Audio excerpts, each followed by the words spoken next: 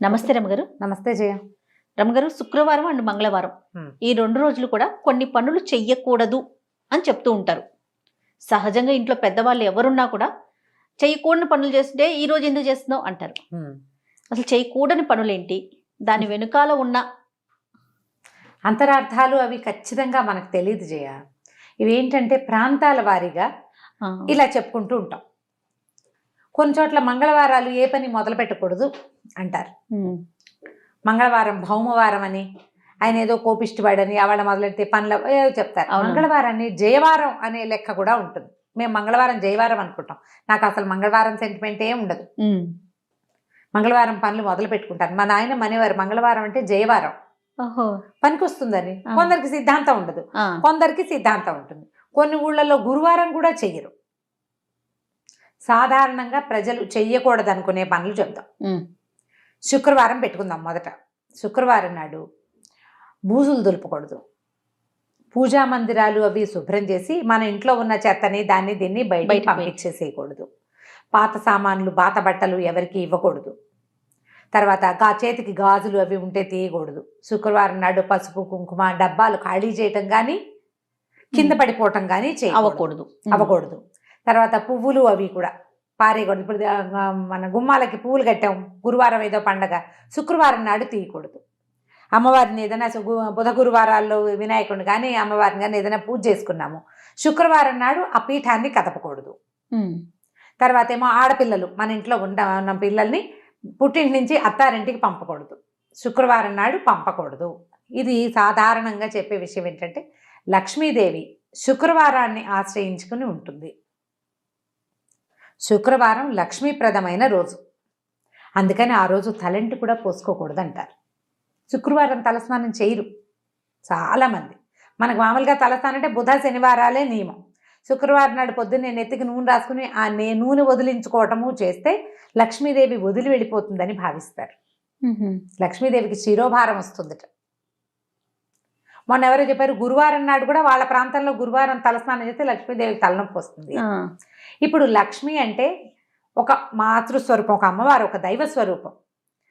ఆమెకు తలనొప్పి ఎందుకు వస్తుంది నేను తలంటి పోసుకుంటే అని అనిపిస్తుంటుంది కదా. ఈ లక్ష్మి అంటే అమ్మవారు స్వరూపంగా భావించకూడదు. లక్ష్మి అంటే అభివృద్ధి, వృద్ధి. దీన్ని పెంచాలే కానీ కడిగేసి తుడిచేసి దులిపేసి చేయకూడదు. బియ్యపు సంచులు ఖాళీ చేసేయటము లాంటివి ఈ సమయంలో ఈ రోజున చేయకూడదు. ఇవాళ చేస్తే ఈ సమస్య వస్తుంది అని. ఆడపిల్లల్ని పంపించరు, అత్తారేళ్ళకి పంపించరు, పుట్టేళ్ళకి పంపించరు. ఒకవేళ ఆ రోజు వెళ్ళాల్సి వస్తే ముందు రోజు పంపించేస్తారు, లేదా మర్నాడు పొద్దున పెట్టుకుంటారు. కానీ శుక్రవారం నాడు వెళ్ళొద్దు అంటారు. అలా వెళ్ళిపోతే వాళ్ళ వెనకాల ఈ ఇంటి తాలూకు అభివృద్ధి నడిచెళ్ళిపోతుందని నమ్మకం. ఇది ఇవాళటిది నిన్నటిది కాదు, కొన్ని వందల సంవత్సరాలుగా మన ప్రాంతాల్లో నమ్ముతున్నవి. ఇలా అయ్యిందా అవలేదంటే ఎవరికి వాళ్ళ ప్రూఫ్ తీసుకోవాలి, అంతే కదా. ఇప్పుడు పోరి మనమే నేనే నమ్మను, నేనేదో బూజులు దులిపాను శుక్రవారం నాడు, మా ఇంట్లో అందరు అన్నారు, ఎవరో ఒకళ్ళిద్దరు అన్నారు, ఆ గడిది గుడ్డు నేనే నమ్మనని చెప్పాను. ఆ సాయంకాలం ఏ చెవి దుద్దో ఎక్కడో పడిపోయింది, నువ్వేం చేస్తావు? ఖచ్చితంగా నమ్ముతావు, నేను దులిపాను కాబట్టి ఇలా జరిగిందని భావించేస్తావు. లేదా ఇంకొంతమంది ఏంటంటే నువ్వు అన్నీ ఇలాగేంటో నీ వల్లే పోయిందంటారు. నా వల్ల పోలా, నువ్వు చేయటం వల్ల పోయిందంటాం. మళ్ళీ చేసేటప్పుడు ఆ కించగా ఉంటుంది లోపల మనకి. అమ్మో 2 నెలల క్రితం శుక్రవారం నాడు ఇల్లు దులిపితే చెవికమ్మ పోయింది, ఎంత కాదన్నా ఈ రోజుల్లో 10,000 రూపాయల వస్తువు, అంతేగా 10,000 ఏందే వస్తుందా చెవికమ్మ? రాదు. డబ్బు నష్టం కదా, దాన్ని మనం పూడ్చుకోవడానికి ఏం చేస్తాం, జాగ్రత్త, నెక్స్ట్ టైం చేయకుండా ఉంటాం, అంతే. అది మనకి అలవాటుగాను కొంతకాలానికి ఆచారంగాను పరిణమించేస్తుంది, అంతే కదా. ఇదే రకంగా మన ముందు కాలాల్లో జరిగి ఉండవచ్చు. అయితే దీనికి సైంటిఫిక్ రీజన్ లేదా ఏమనాలి, జ్యోతిష్యపరమైంది అలాంటిది ఏదైనా ఒకటి కావాలి అంటే మామూలుగా మనకి వారాలు ఉన్నాయి, ఆదివారం నుంచి శనివారం దాకా. ఆది సోమ మంగళ బుధ గురు శుక్రవారాలు, శుక్ర శని. వీటిలలో ఏంటంటే ఒక్కొక్క రోజుకి ఒక్కొక్క అధిపతి ఉంటాడు గ్రహాల రీత్యా. ఈ శుక్రవారము శుక్రుడు, దీనికి ఈ శుక్రగ్రహానికి మనం ఏం చేయాలి, ఏదైనా పూజించాలి, ఏదైనా తెచ్చుకోవాలి. ఆయనకి ఇష్టం అన్నమాట. పూజిస్తే పూజ అభివృద్ధి చెందుతుంది, ఏదైనా తెచ్చుకుంటే అభివృద్ధి చెందుతుంది.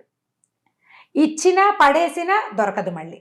అవి రిపీటెడ్గా అవుతాయని చెప్తారు. ఓహో. ఆ గ్రహం తాలూకు ఇది ఉన్నప్పుడు ఆయన ప్రభావంలో మనం చేసిన పని ఏదైనా ఇబ్బడి ముబ్బడిగా అవుతుంది. ఇల్లంతా దులిపేసి చెత్త అంతా బయట పారేసావు, ఎప్పుడు నీ ఇంట్లో నుంచి బయటికే పోతూ ఉంటుంది.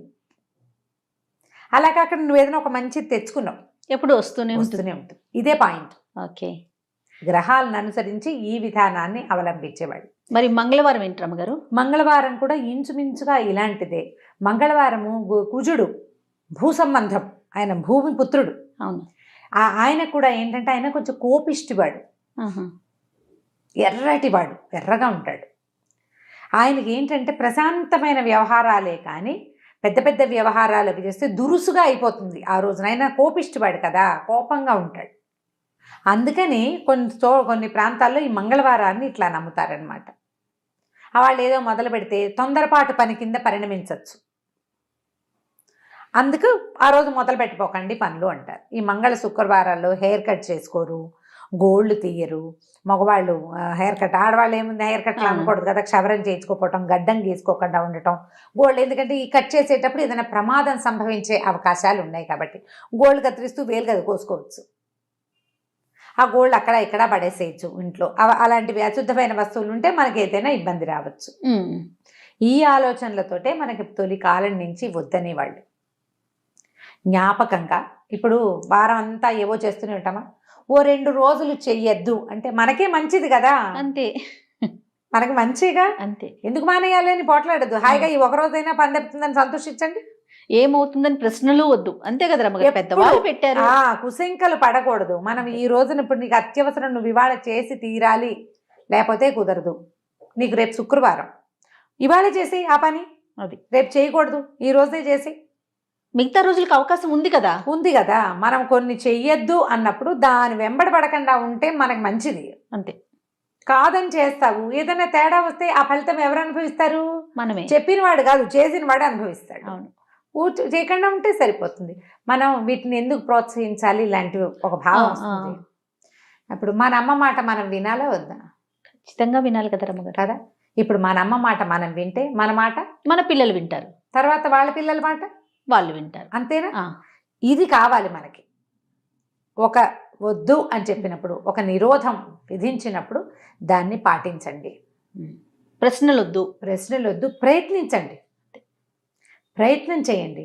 మనకి దానివల్ల ఏమిటంటే జీవితాలకు ఒక నియమం ఏర్పడుతుంది కదా. ప్రధానమైంది ఈ రోజుల్లో ఇవి చేయకూడదు. ఇప్పుడు ఇంకా ఏం చేయకూడదు, మనం చీపుళ్ళు అలాంటివి కొనుక్కోకూడదు, మన ఇంట్లో పాత చీపురైనా బయట పారేయకూడదు, ఇలాంటివి చెప్తారు. తర్వాత ఎవరికి డబ్బులు ఇవ్వకూడదు, అప్పు ఇవ్వకూడదు.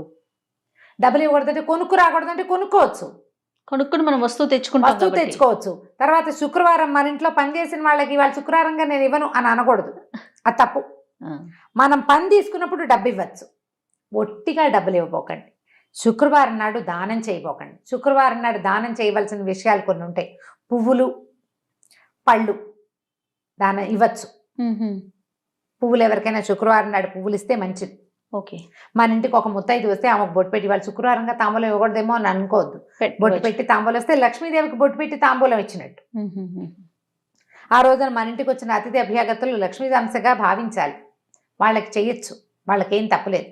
ఉచితార్థం ఇవ్వద్దు. అనవసరమైన ఖర్చులు మానేయటానికి మంగళ శుక్రవారాలు 2 రోజులు కట్ చేసినట్టున్నారు. అంతే, పెద్దవాళ్ళు అలా పెట్టారు. అంతే. ఇప్పుడు ఒక వస్తువు అర్జెంటుగా కావాలి, ఈ పూటకి మానేస్తే ఈ ఖర్చు ఈ రోజుకి మాంతావు, రేపటికి దాని అవసరం కూడా రాకపోవచ్చు.